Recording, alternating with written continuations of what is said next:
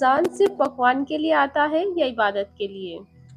रमज़ान आता है, घरों में चहल पहल बढ़ जाती है, बावर्ची खाने में तरह तरह के पकवान बनने लगते, समोसे, पकोड़े, फ्रूट, चाट, शरबत। लेकिन एक सवाल, क्या रमज़ान सिर्फ पकवान के लिए आता है या फिर इबादत के लिए? रमज़ान तो वो महीना है जिसमें कुरान नाज़िल हुआ, जिसमें जन्नत के दरवाजे खोल दिए जाते हैं और जहन्नुम के दरवाजे बंद कर दिए जाते हैं। रमज़ान हमें भूखा रखकर भूख का एहसास दिलाता है, ताकि हम गरीबों को याद करें, अपने नफ्स को काबू में रखें और अपने रब के करीब हो जाएं। लेकिन अफसोस, हमारा दिन यही सोचते रहते हैं, हम सारा दिन यही सोचते रहते हैं, आज इफ्तार में क्या बनेगा, कल कौन सा नया पकवान होगा।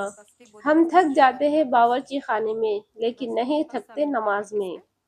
हम वक्त निकाल लेते हैं खाने के लिए, लेकिन वक्त नहीं निकालते कुरान के लिए।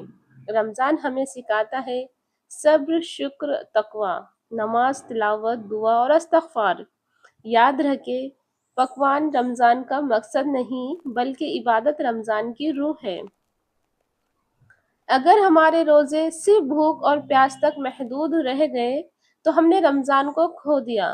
आइए इस रमज़ान अपने दिल को बदले, अपनी नीयत को बदले और रमज़ान को सिर्फ दस्तरख्वान तक नहीं, बल्कि सजदे तक ले जाए। अल्लाह हमें रमज़ान की कदर करने की तौफीक अता फरमाए। आमीन। रमज़ान सिर्फ पकवान के लिए आता है या इबादत के लिए? रमज़ान आता है, घरों में चहल पहल बढ़ जाती है, बावर्ची खाने में तरह तरह के पकवान बनने लगते, समोसे, पकोड़े, फ्रूट, चाट, शरबत। लेकिन एक सवाल, क्या रमज़ान सिर्फ पकवान के लिए आता है या फिर इबादत के लिए? रमज़ान तो वो महीना है जिसमें कुरान नाज़िल हुआ, जिसमें जन्नत के दरवाजे खोल दिए जाते हैं और जहन्नुम के दरवाजे बंद कर दिए जाते हैं। रमज़ान हमें भूखा रखकर भूख का एहसास दिलाता है, ताकि हम गरीबों को याद करें, अपने नफ्स को काबू में रखें और अपने रब के करीब हो जाएं।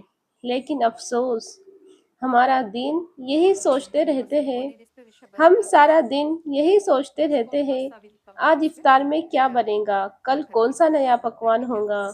हम थक जाते हैं बावर्ची खाने में, लेकिन नहीं थकते नमाज में।